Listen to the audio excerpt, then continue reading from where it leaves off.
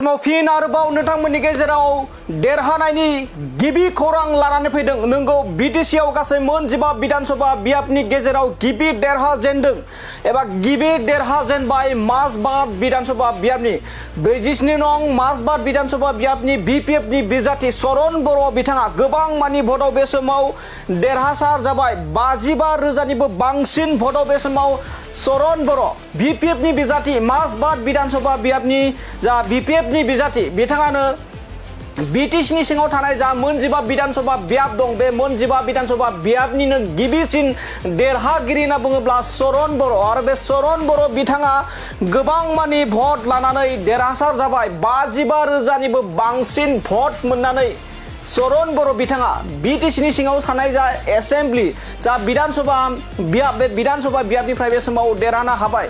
जेराव बे समाव बिपिएफ राजखान्थि दोलोनिफ्राय गासै मोन 11 विधानसभा बियाबाव बिजाथि फसंदोंमोन आरो बिजेपिनिफ्राय गासै मोन 4 आरो बेनिनो मोन 10 विधानसभा बियाबाव बिपिएफ राजखान्थि दोलोआ प्राय देरहानाया रोखा नुना मोननाय जादों। बेनि गेजेरावनो गिबि खेब देरहादों बिटिसिआव थामहिनबा बिटिसिनि सिङाव थानाय माजबाद 47 नं माजबाद विधानसभा बियाबाव देरहाबाय बिपिएफनि बिजाथि चरन बर' बिथाङा।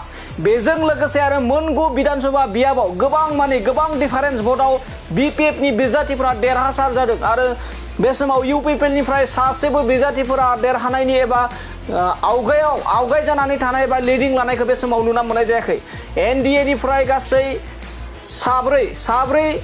साब्रै बिजाथिफोराबो आवगायगासिनो आरो कंग्रेसनिफ्राय पर्बतजरा विधानसभा बियाबाव गोबां मानि भटआव बे समाव आवगायगासिनो दङ। बे समाव बिग ब्रेकिं आपडेट बिपिएफनि बिजाथिनिफ्राय गिबि खेब देरहाजेनबाय चरन बर' बिथाङा। माजबाद विधानसभा बियाबनि बिजाथि बिपिएफनि बिजाथि चरन बर' बिथाङा 55,000निबो बांसिन भट मोननानै आवगायबाय एबा देरहासार जानो हाबाय। बेबायदिनो नोंथांमोना नायलांबाय था जे बिटिसिनि मैखोम भाबै जोंनि खौरांनि गेजेरजों बिटिसिनि सिङाव थानाय मोन 15 विधानसभा बियाबखौ नोजोर होनानै नोंथांमोननि गेजेराव मोनफानि उनाव मोनफा खौरां लानानै फैगासिनो दङ। बे समाव नोंथांमोननि गेजेराव जा इसिआइनि बायदिब्ला बहा माबे राजखान्थि दोलोआ बेसेबां बहा आवगायदों बेखौ नोंथांमोननि गेजेराव लाना फैनि। जेराव नोंथांमोना 79 जा आसाम विधानसभा बियाबनि 120 विधानसभा बियाबनि गेजेराव 79 विधानसभा बियाबाव बे समाव रायजोआव बिजेपि राजखान्थि दोलोआ आवगायगासिनो दङ। लोगोसे कंग्रेसा बे समाव गासै 25 विधानसभा बियाबाव आवगायदों। बिपिएफआ मोन 10 विधानसभा बे समाव आवगायगासिनो दङ। आसाम गण परिषदआ बे समाव 8 लोगोसे एआइडिइउनिफ्राय 2 रायजो दलनिफ्राय 2 बिजाथिफोरा बे समाव आवगायगासिनो दं। बे समाव बयनिख्रुइबो देरसिन बाथ्रायानो जाहैबाय जे बिटिसिनि सिङाव बयनिख्रुइबो फार्स्ट गिबि देरहाजेनदों माजबाद विधानसभा बियाबनिफ्राय चरन बर' बिथाङा। बे समाव फिन आरोबाव नोंथांमोननि गेजेराव देरहानायनि गिबि खौरां लानानै फैदों। नोंगौ बिटिसिआव गासै मोन 15 विधानसभा बियाबनि गेजेराव गिबि देरहाजेनदों एबा गिबि देरहाजेनबाय माजबाद विधानसभा बियाबनि 47 नं माजबाद विधानसभा बियाबनि बिपिएफनि बिजाथि चरन बर' बिथाङा गोबां मानि भटआव बे समाव देरहासार जाबाय। 55,000निबो बांसिन भटआव बे समाव चरन बर' बिपिएफनि बिजाथि माजबाद विधानसभा बियाबनि जा बिपिएफनि बिजाथि बिथाङानो बिटिसिनि सिङाव थानाय जा मोन 15 विधानसभा बियाब दं बे मोन 15 विधानसभा बियाबनिनो गिबिसिन देरहागिरि होनना बुङोब्ला चरन बर' आरो बे चरन बर' बिथाङा गोबां मानि भट लानानै देरहासार जाबाय। 55,000निबो बांसिन भट मोननानै चरन बर' बिथाङा बिटिसिनि सिङाव थानाय जा एसेम्बलि जा विधानसभा बियाब बे विधानसभा बियाबनिफ्राय बे समाव देरहानो हाबाय।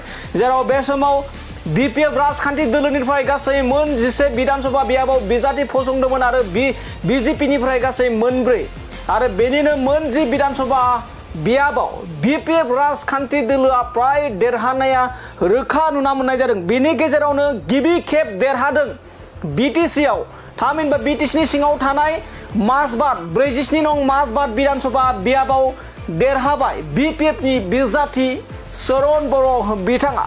बेजों लोगोसे आरो मोन 9 विधानसभा बियाबाव गोबां डिफारेन्स भटआव बिपिएफनि बिजाथिफोरा देरहासार जादों आरो बे समाव इउपिपिएलनिफ्राय सासेबो बिजाथिफोरा देरहानायनि एबा आवगाय जानानै थानाय बा लिडिं लानायखौ बे समाव नुना मोननाय जायाखै एनडिए निफ्राय गासै साब्रै